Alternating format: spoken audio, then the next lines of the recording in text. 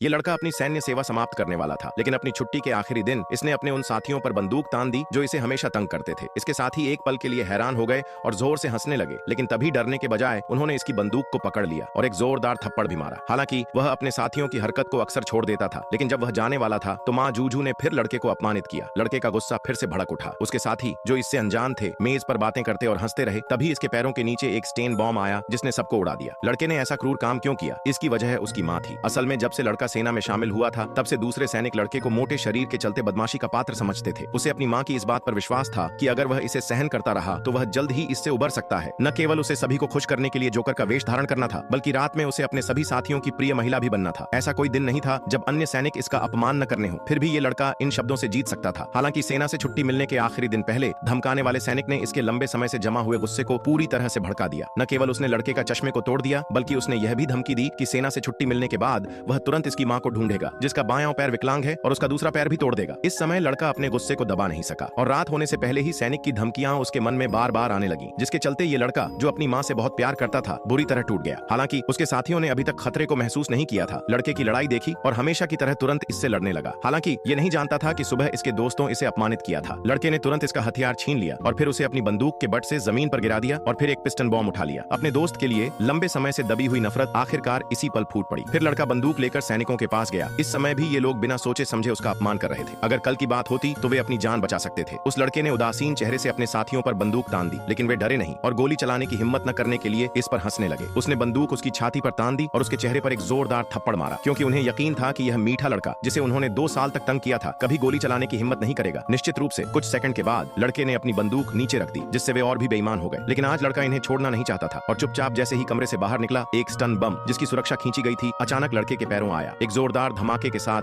सारे सैनिक घायल हो गए और इस लड़के ने अपना सिर भी नहीं घुमाया। आवाज सुनकर अन्य सैनिक बाहर आए और इसे डांटने लगे। फिर उसने कमरे दर कमरे गोली चलानी शुरू कर दी, ये देखने के लिए कि माँ जूजू जिसने उसे सबसे ज्यादा तंग किया था कहाँ छिपा है। लगातार हो रही गोलीबारी से पूरी इमारत के लोग जाग गए। वे हिम्मत जुटाकर दरवाजे तक गए और बाहर का हाल देखना चाहते थे। अचानक जैसे ही उन्होंने कमरे का दरवाजा खोला, लड़का दरवाजे पर प्रकट हुआ। लड़के ने उनसे माँ जूजू के बारे में पूछा, लेकिन वे माँ जूजू को नहीं जानते थे। वे बस लड़के को जल्द से जल्द शांत करना चाहते थे। माँ जूजू का पता न बताने पर लड़का चिल्लाया और सीधे गोली चला दी। केवल एक लड़का जो कोने में सिमटा हुआ था बच गया। लड़के ने जानबूझकर उसकी जान बख्श दी थी, क्योंकि पूरे सैन्य शिविर में यही अकेला था जो इसके साथ एक इंसान की तरह व्यवहार करता था।